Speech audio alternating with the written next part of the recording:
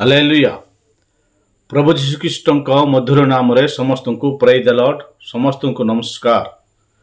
ମୋ ପ୍ରିୟ ଭାଇ ଓ ଭଉଣୀମାନଙ୍କୁ ପ୍ରଭୁ ଯୀଶୁଖ୍ରୀଷ୍ଟଙ୍କ ନାମରେ ଆହ୍ୱାନ କରୁଅଛି।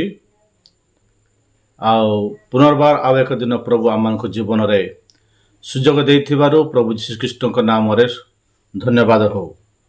ମୋ ପ୍ରିୟ ଲୋକମାନେ, ବର୍ତ୍ତମାନ ଆପଣମାନେ ମୋ ସହିତ ଖୋଲନ୍ତୁ ମାଥିଲୁତି ସୁସମାଚାର ତାର 25 ପର୍ବ ତାର 14 ପଦରୁ ମୁଁ କିଛି ଅଂଶ ପାଠ କରିବି। ମାଥିଲୁତି ସୁସମାଚାର 25 ପର୍ବ ତାର 14 ପଦରୁ ଆମେମାନେ ପଢ଼ିବା।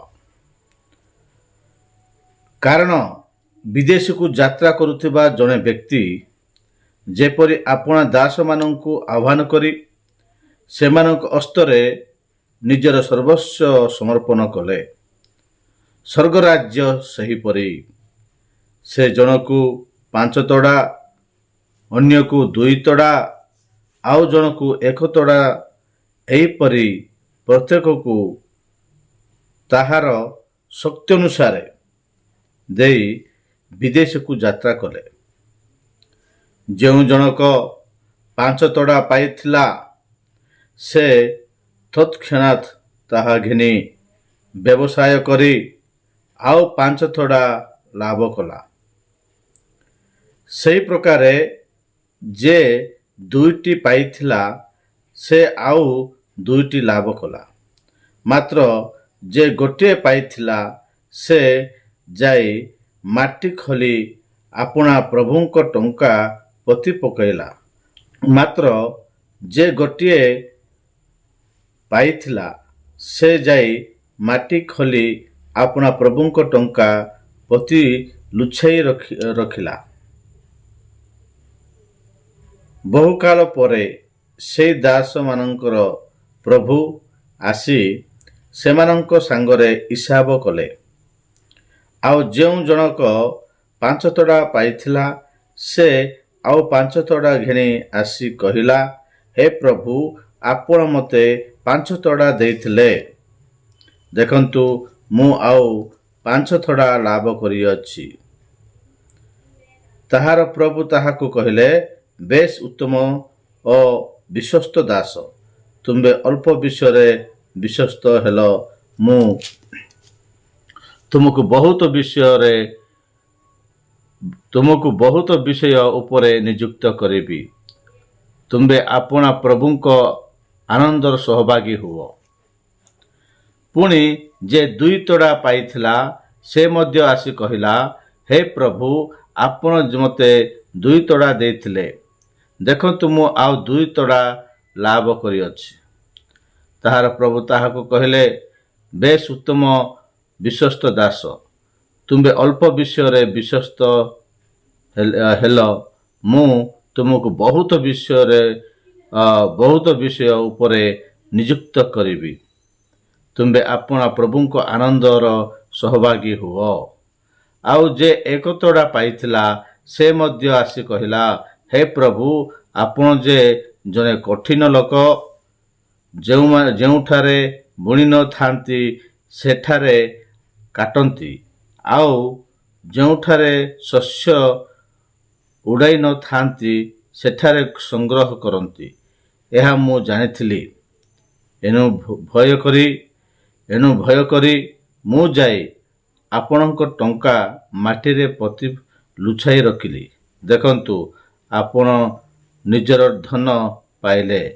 କିନ୍ତୁ ତାହାର ପ୍ରଭୁ ତାହାକୁ ଉତ୍ତର ଦେଲେ, ରେ ଦୁଷ୍ଟ ଓ ଅଲସ ଦାସ, ମୁଁ କେଉଁଠାରେ ବୁଣି ନ ଥାଏ ସେଠାରେ କାଟେ, ଆଉ କେଉଁଠାରେ ଶସ୍ୟ ଉଡ଼ାଇ ନ ଥାଏ ସେଠାରେ କ'ଣ ଗ୍ରହଣ କରେ?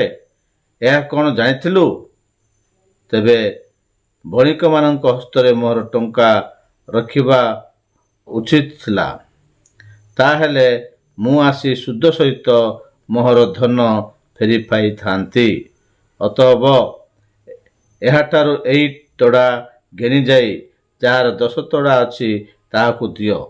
କାରଣ ଯେକୌଣସି ଲୋକର ଅଛି ତାହାକୁ ଦିଆଯିବ, ଆଉ ତାହାର ବହୁ ପ୍ରଚୁର ଆଉ ତାହାର ପ୍ରଚୁର ହେବ, କିନ୍ତୁ ଯାହାର ନାହିଁ ତାହା ପାଖରେ ଯାହା ଅଛି ତାହା ହିଁ ତାହାଠାରୁ ନିଆଯିବ। ଆଉ ତୁମେମାନେ ଏଇ ଅକର୍ମଣୀୟ ଦାସକୁ ବାହାର ଅନ୍ଧକାରରେ ପକାଇ ଦିଅ, ସେଠାରେ ରୋଦନ ଓ ଦନ୍ତର କିଡ଼ିମିଡ଼ି ହେବ। ପ୍ରଭୁ ପଠିତ ବାକ୍ୟ ଦେଇ ଆମ ସମସ୍ତଙ୍କୁ ଆଶୀର୍ବାଦ କରନ୍ତୁ। এই ବାକ୍ୟ ଆପଣମାନେ ବହୁତ ଥର ଶୁଣିଛନ୍ତି, ତଥାପି ଆଜି ଆମେମାନେ ଆମ ସିୟନ ମଣ୍ଡଳୀ ତରଫରୁ ଏହି ବାକ୍ୟକୁ କିଛି ନା କିଛି ପ୍ରଭୁଙ୍କର ଆତ୍ମାଙ୍କ ସାହାଯ୍ୟରେ ଜାଣିବାକୁ ବୁଝିବାକୁ ଆମେମାନେ ଚେଷ୍ଟା କରିବା। ଆସନ୍ତୁ ପ୍ରାର୍ଥନା କରିବା।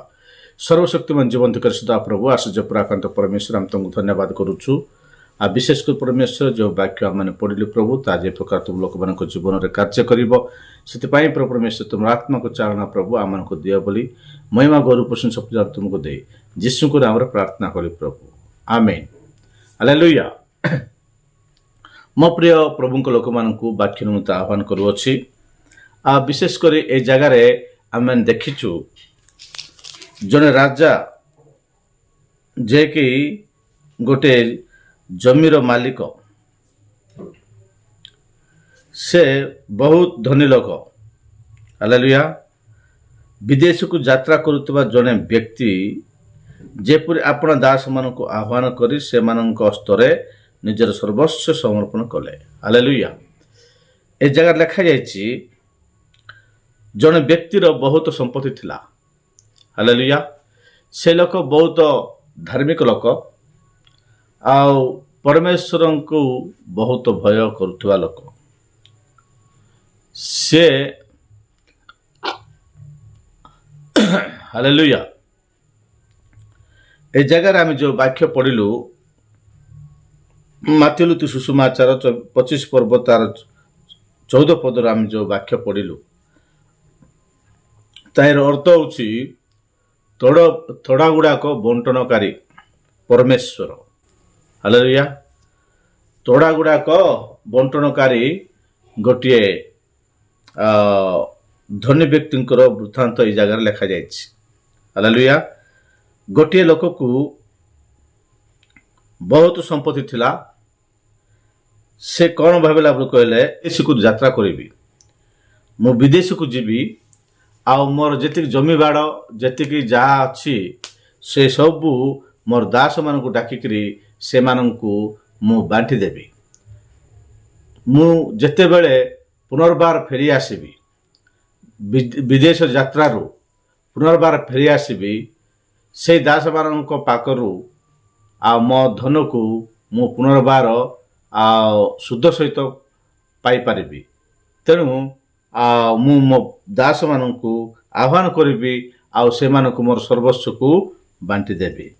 ଏଇ ଚିନ୍ତାଧାରା ନେଇକି ସେ ଧନୀ ବ୍ୟକ୍ତି ଜଣକ କ'ଣ କଲେ ବୋଲି କହିଲେ, ଆଉ ତାଙ୍କ ଦାସମାନଙ୍କୁ ଆହ୍ୱାନ କଲେ। ହାଲେଲୁୟା। ଆଉ ତାଙ୍କ ଦାସମାନଙ୍କୁ ଆହ୍ୱାନ କଲେ। ତାଙ୍କ ଦାସମାନେ 3 ପ୍ରକାର ଲୋକମାନେ ଆସିଲେ। ହାଲେଲୁୟା। କେତେ ପ୍ରକାର ଲୋକମାନେ ଆସିଲେ? 3 ପ୍ରକାର ଲୋକମାନେ। ସେମାନେ ଆସିକିରି ପ୍ରଭୁଙ୍କ ତାଙ୍କର କର୍ତ୍ତାଙ୍କ ସମ୍ମୁଖରେ ଠିଆ ହେଲେ।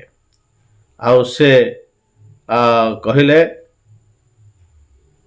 ଆସ, ମୋର ସମସ୍ତ ବିଷୟ, ମୋର ସମସ୍ତ ଧନ ସମ୍ପତ୍ତି ତମ ହସ୍ତରେ ମୁଁ ସମର୍ପଣ କରି ବିଦେଶକୁ ଯାତ୍ରା ମୁଁ କରୁଅଛି। ହାଲେଲୁୟା।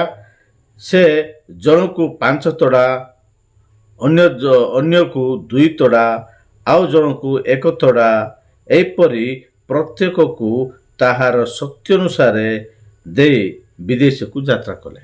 ହାଲେଲୁୟା। ଏ 3 ପ୍ରକାର ଲୋକଙ୍କୁ ଧନୀ ବ୍ୟକ୍ତି କ'ଣ କଲେ? ଜଣକୁ 5 ତୋଡ଼ା ଦେଲେ, ଆଉ ଜଣକୁ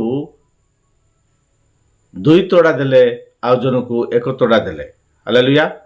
ଆମ ବିଶ୍ୱାସ ମାନଙ୍କ ମଧ୍ୟରୁ ମଣ୍ଡଳୀରେ ମଧ୍ୟ ଏହି ପ୍ରକାର 3 ପ୍ରକାର ଲୋକମାନେ ଅଛନ୍ତି। କିଏ ତ 5 ତୋଡ଼ା ପାଇବା ଲୋକମାନେ ଅଛନ୍ତି, କିଏ ତ 2 ତୋଡ଼ା ପାଇବା ଲୋକ ଅଛନ୍ତି, କିଏ ତ 1 ତୋଡ଼ା ପାଇବା ଲୋକମାନେ ଅଛନ୍ତି। ହେଲେ ସେ 1 ତୋଡ଼ା ପାଇବା ଲୋକମାନଙ୍କ ପାଖରେ କ'ଣ ନାହିଁ, ଆଉ 5 ତୋଡ଼ା ପାଇବା ଲୋକ ପାଖରେ କ'ଣ ଅଛି? ହାଲେଲୁୟା।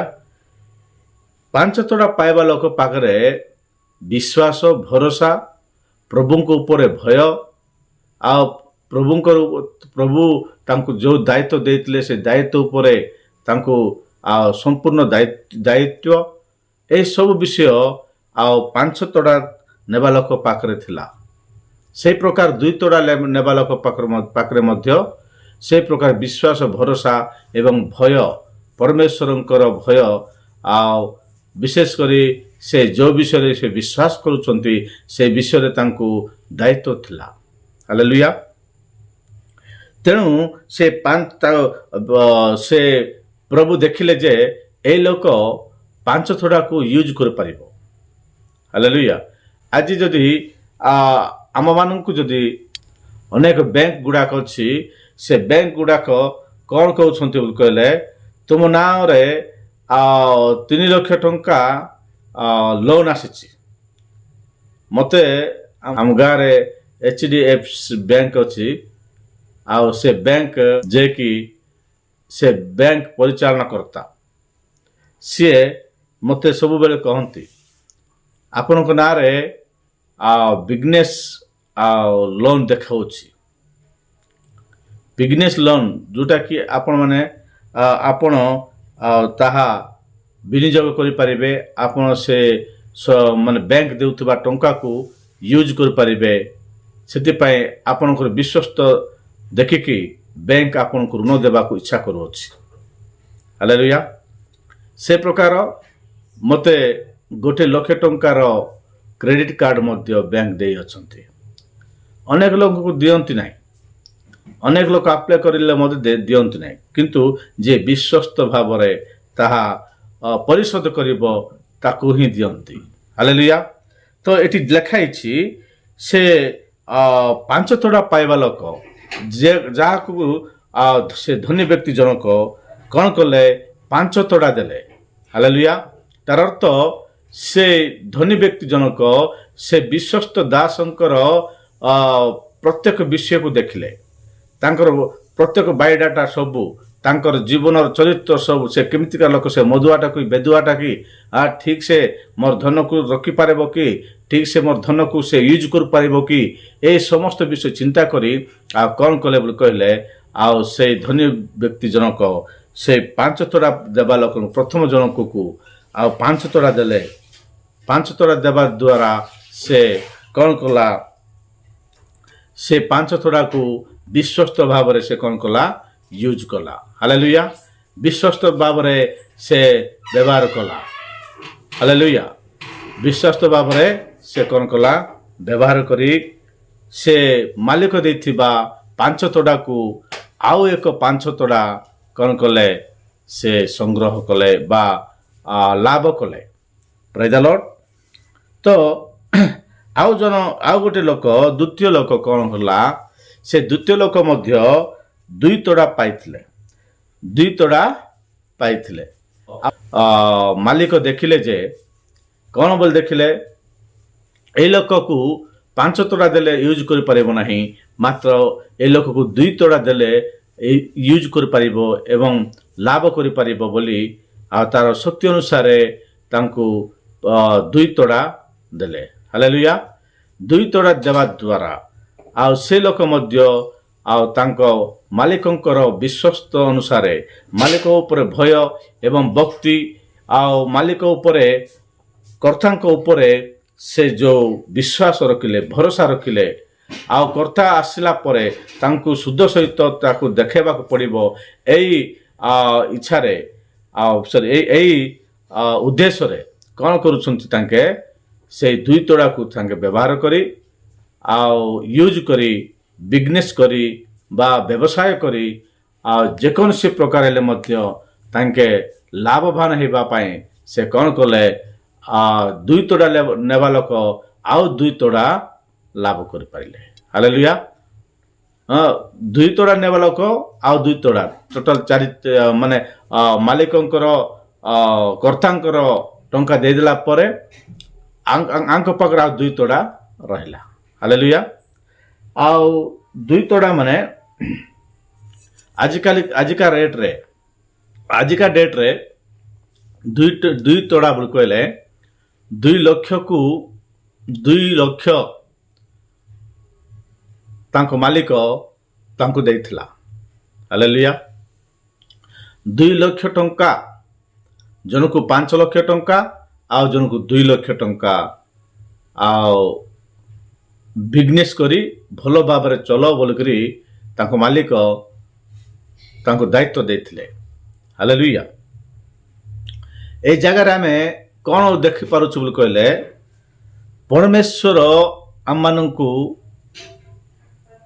ତାଙ୍କର ସର୍ବସ୍ୱ ଉପରେ ଅଧିକାର କରିବା ନିମନ୍ତେ, ତାଙ୍କର ଉତ୍ତରାଧିକାରୀ ହେବା ନିମନ୍ତେ, ତାଙ୍କ ରାଜ୍ୟର ଅଧିକାର ହେବା ନିମନ୍ତେ ଆମମାନଙ୍କୁ ଆହ୍ୱାନ କରୁଛନ୍ତି, ବିଶ୍ୱସ୍ତ ଦାସମାନଙ୍କୁ ଆହ୍ୱାନ କରୁଅଛନ୍ତି। ହାଲେଲୁୟା। ତ ଏ ଜାଗାରେ ଆମେ ଦେଖୁଛୁ, ପ୍ରଥମ ଜଣକ 5 ଲକ୍ଷ ଟଙ୍କା ପାଇଲା, ଦ୍ୱିତୀୟ ଜଣକ 2 ଲକ୍ଷ ଟଙ୍କା ପାଇଲା, ତୃତୀୟ ଜଣକ 1 ଲକ୍ଷ ଟଙ୍କା ପାଇଲେ। ହାଲେଲୁୟା। ପ୍ରଥମ ଜଣକ 5 ଲକ୍ଷ ଟଙ୍କା ବୋଲେ 5 ତଡ଼ା, ଗୋଟିଏ ତଡ଼ାକୁ ଯଦି 1 ଲକ୍ଷ ଟଙ୍କା ବୋଲି ଆମେ ହିସାବ ଯଦି କରିବା, ତାହେଲେ 5 ତଡ଼ାକୁ 5 ଲକ୍ଷ ଧରିବା, 5 ତଡ଼ାକୁ 5 ଲକ୍ଷ ଧରିବା। ସେ 5 ଲକ୍ଷ ପାଇବା ବ୍ୟକ୍ତି ଆଉ 5 ଲକ୍ଷ ତାଙ୍କେ ଲାଭ କରିପାରିଲେ। ହାଲେଲୁୟା।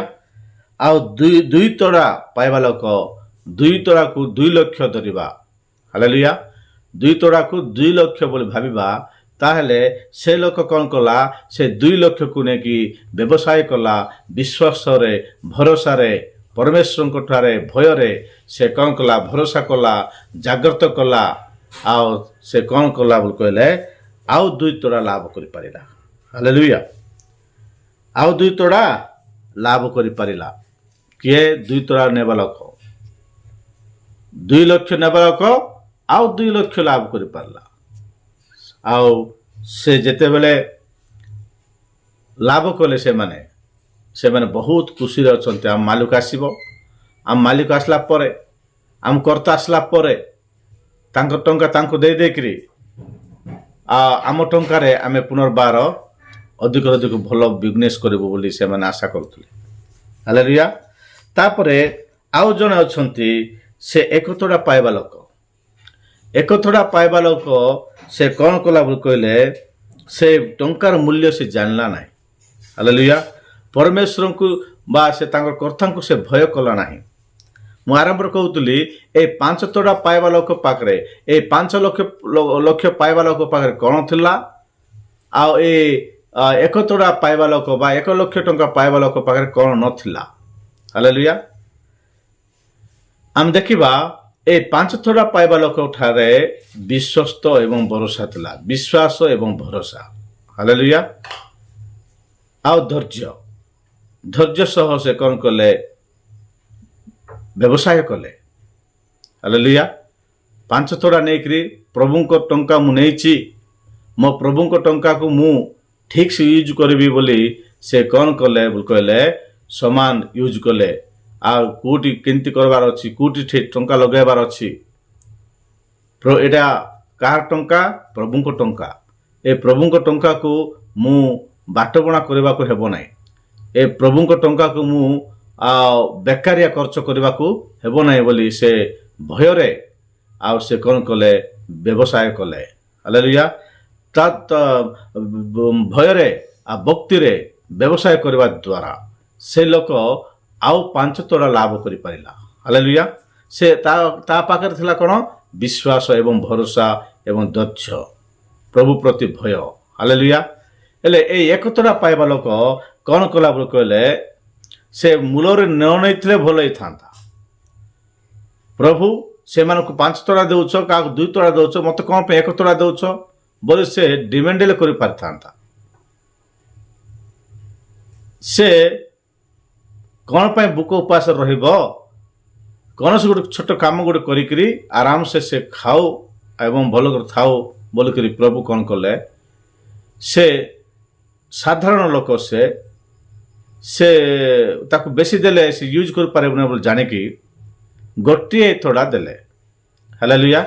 1 ତଡ଼ା ଦେଲେ, 1 ଲକ୍ଷ ଟଙ୍କା ଦେଲେ, ଯାଅ ଭଲ ବ୍ୟବସାୟ କର, ଭଲ ଭାବରେ ଖାଅ, ଭଲ ଭାବରେ ପିଅ, ଭଲ ଭାବରେ ରୁହ, ଆଉ ଭଲ ଭାବରେ ପ୍ରଭୁଙ୍କର ସେବା କର, ତୁମେ ବ୍ୟବସାୟ କର ଆଉ ଲାଭବାନ ହୁଅ ବୋଲି, ଆଉ ବିନା ଇଣ୍ଟରେଷ୍ଟରେ, ବିନା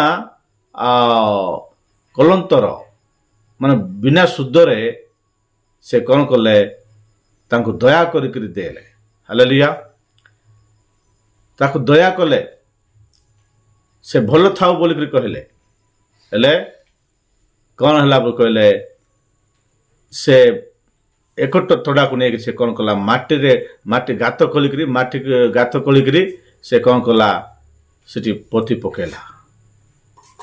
ବହୁ ଦିନ ପରେ ତାଙ୍କ ପ୍ରଭୁ ହିସାବ ନେବା ପାଇଁ ଆସିଲେ। ହାଲେଲୁୟା। ବହୁ ଦିନ ପରେ ତାଙ୍କ ପ୍ରଭୁ କ'ଣ କଲେ, ହିସାବ ନେବାକୁ ଆସିଲା ବେଳକୁ ଆଉ ସମସ୍ତଙ୍କୁ ଡାକିଲେ, ହିସାବ ନେବା ପାଇଁ ସମସ୍ତଙ୍କୁ ଡାକିଲେ। ଡାକିଲା ପରେ ଆଉ କ'ଣ ହେଲା, ସମସ୍ତେ ଉଭା ହେଲେ। ହାଲେଲୁୟା। ସମସ୍ତେ ଉଭା ହେଲେ। ଆଉ ସେ କହୁଛନ୍ତି, ଦେଖନ୍ତୁ, ସେମାନେ ଉଭା ହେଇ କହିଲେ, 25:20 ଲେଖା ହେଇଛି, ଆଉ ଯେଉଁ ଜଣକ 5 ତୋଡ଼ା ପାଇଥିଲା ସେ ଆଉ 5 ତୋଡ଼ା ଘେନି ଆସି କହିଲା, ହେ ପ୍ରଭୁ, ଆପଣ ମୋତେ 5 ତୋଡ଼ା ଦେଇଥିଲେ, ଦେଖନ୍ତୁ ମୁଁ ଆଉ 5 ତୋଡ଼ା ଲାଭ କରିଅଛି। ହାଲେଲୁୟା। ଲାଭ କରିବା ବିଷୟରେ ଏଠି ଆମେ ଦେଖିପାରୁଛୁ। ପ୍ରଭୁ ତାଙ୍କୁ ବିଶ୍ୱସ୍ତରେ 5 ତୋଡ଼ା ଦେବାରୁ ସେ ଆଉ ଥରେ 5 ତୋଡ଼ା ଲାଭ କରିପାରିଲା, ପ୍ରଭୁ ପ୍ରତି ଭୟ ଭକ୍ତି ରହିଥିବାରୁ। ହାଲେଲୁୟା। ହେଲେ ପ୍ରଭୁ ତାକୁ କ'ଣ କହୁଛନ୍ତି ଶୁଣ। ତାହାର ପ୍ରଭୁ ତାହାକୁ କହିଲେ, ବେଶ ଉତ୍ତମ ଦାସ, ବେଶ ଉତ୍ତମ ବିଶ୍ୱସ୍ତ ଦାସ। ହାଲେଲୁୟା। କାଲି ଦାସ ନୁହେଁ, ବେଶ ଉତ୍ତମ ବିଶ୍ୱସ୍ତ ଦାସ, ତୁମେ ଅଳ୍ପ ବିଷୟରେ ବିଶ୍ୱସ୍ତ ହେଲ, ମୁଁ ତୁମକୁ ବହୁତ ବିଷୟ ଉପରେ ନିଯୁକ୍ତ କରିବି, ତୁମେ ଆପଣା ପ୍ରଭୁଙ୍କର ଆନନ୍ଦର ସହଭାଗୀ ହୁଅ। ହାଲେଲୁୟା। ମୋର ପ୍ରିୟ ଲୋକମାନେ, ଏହି ବାକ୍ୟକୁ ଆମେ ବ୍ୟାଖ୍ୟା କଲେ ଆଉ ଭାଙ୍ଗିଲେ ଆଉ ବହୁତ ବିଷୟ ବାହାରିବ। ଏହି ବାକ୍ୟ ପ୍ରଭୁ ଯୀଶୁଖ୍ରୀଷ୍ଟଙ୍କର ଆଗମନକୁ ସୂଚାଏ। ପ୍ରଭୁ ଯୀଶୁଖ୍ରୀଷ୍ଟଙ୍କର ବାବି ଜଗତ ପାଇଁ ଯେଉଁ ନୂତନ ଆକାଶ ମଣ୍ଡଳ ନୂତନ ପୃଥିବୀ ହେବ ତାହାକୁ ସୂଚାଏ। ସେତେବେଳେ ଯେଉଁ ଆନନ୍ଦ ତାହାଙ୍କର ବଧୂକନ୍ୟା ନିମନ୍ତେ,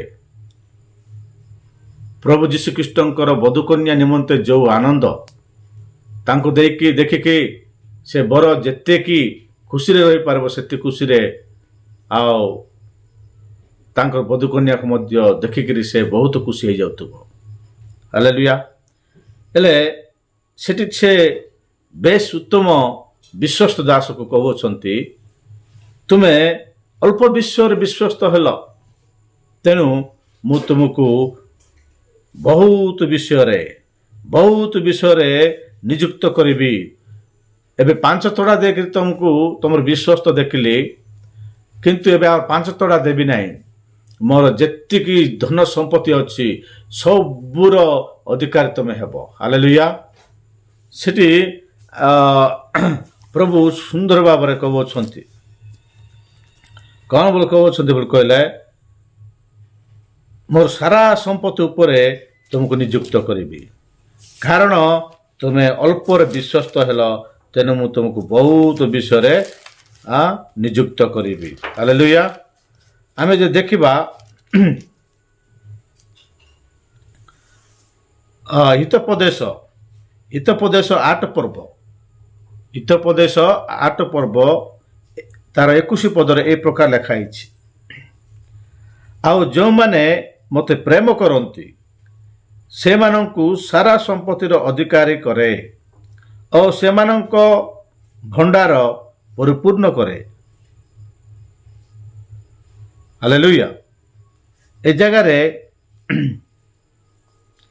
ପ୍ରଭୁ କହନ୍ତି, କ'ଣ ବୋଲି କହନ୍ତି, ଯେଉଁମାନେ ମୋତେ ପ୍ରେମ କରିବେ, ଯେଉଁମାନେ ମୋତେ ଭୟ କରିବେ, ଯେଉଁମାନେ ମୋର ପଥରେ ଚାଲିବେ, ଯେଉଁମାନେ ବିଶ୍ୱସ୍ତ ଭାବରେ ରହିବେ, ସେମାନଙ୍କୁ ମୋର ସାରା ସମ୍ପତ୍ତି ଉପରେ ଅଧିକାରୀ କରେଇବି। ହାଲେଲୁୟା। परमेश्वरଙ୍କର भावी जगत जहाँकि नूतन आकाश नूतन पृथ्वी रे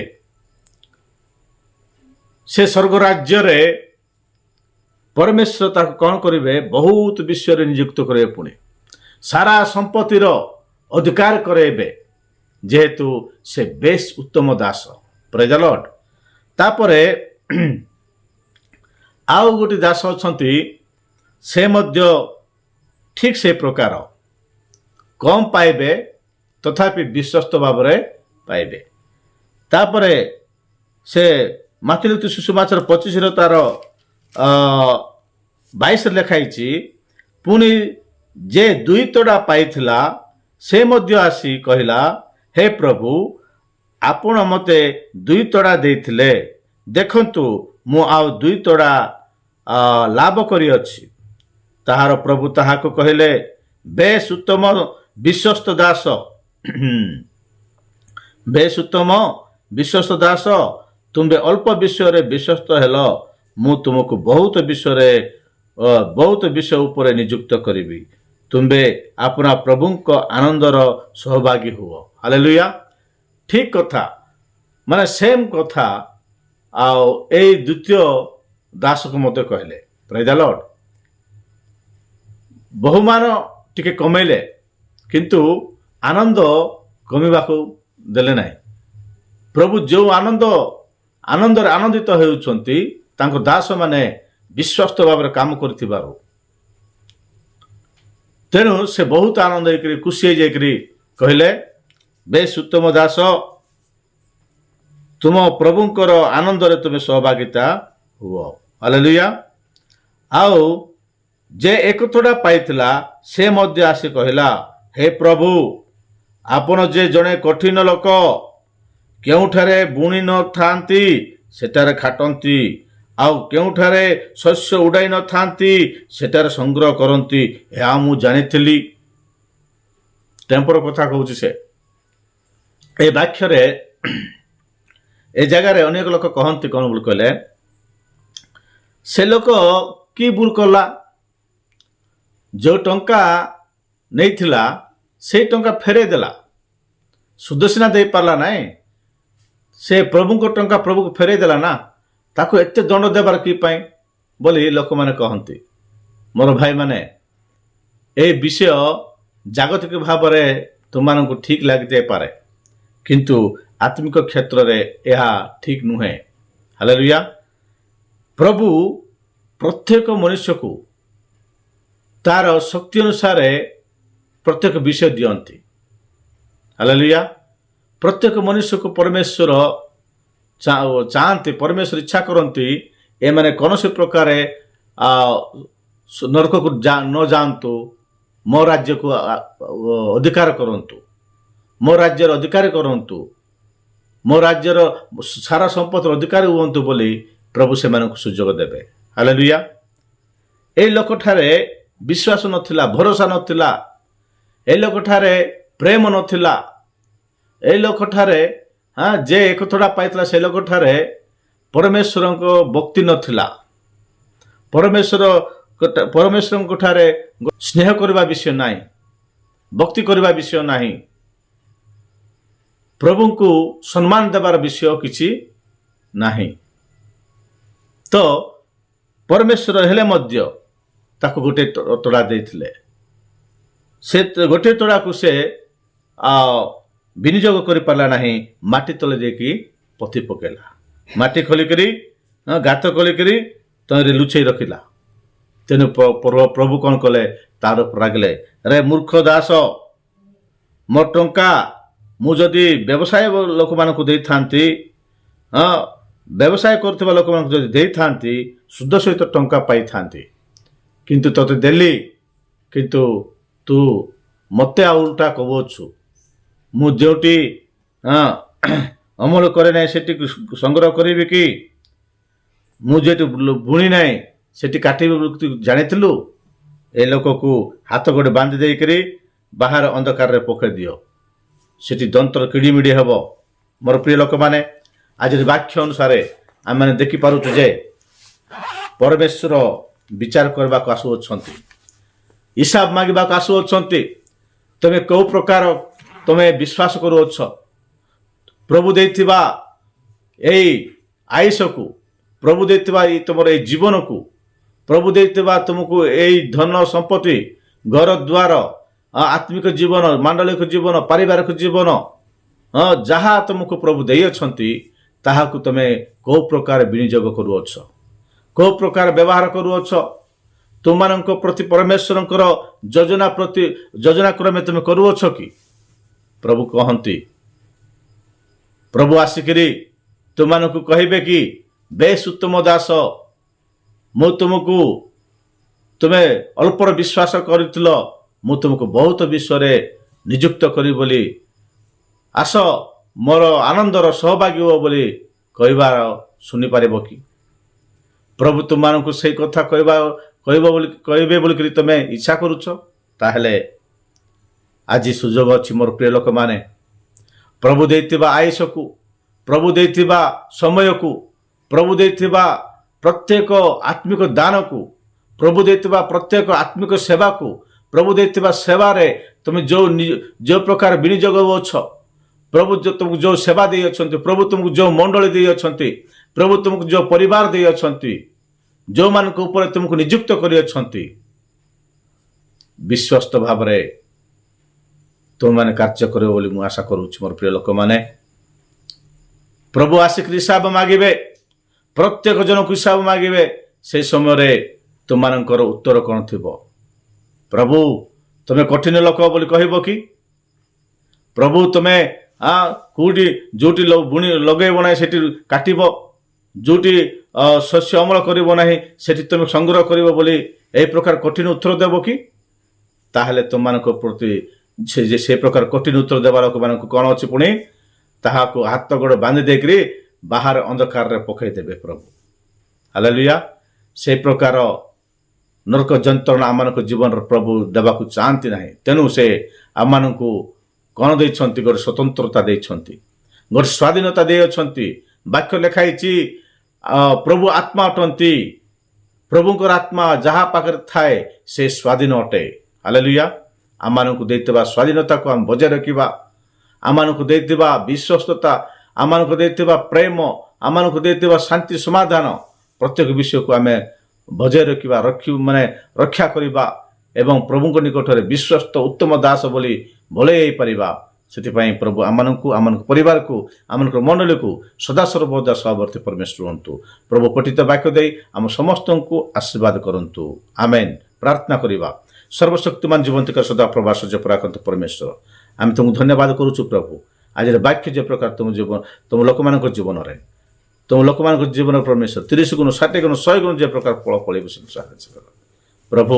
ତୁମେ ଯେତେବେଳେ ଆସିବ, ଆମେ ଯେ ପ୍ରକାର ପରମେଶ୍ୱର ତୁମ ପାଟିରୁ, ତୁମର ମୁଖରୁ ପରମେଶ୍ୱର ବେଶ ଉତ୍ତମ ଦାସ, ତୁମେ ଅଳ୍ପର ବିଶ୍ୱାସ କଲ, ମୁଁ ତୁମକୁ ବହୁତ ବିଷୟରେ ନିଯୁକ୍ତ କରିବି ବୋଲି ତୁମେ ଯେ ପ୍ରକାର କହିବ, ଆମେ ତାହା ଶୁଣିବୁ। ପ୍ରଭୁ ସେ ପ୍ରକାର ଆମେ ଯେ ପ୍ରକାର ପରମେଶ୍ୱର ଜୀବନଯାପନ କରିବୁ ସେ ତୁମେ ସାହାଯ୍ୟ କର।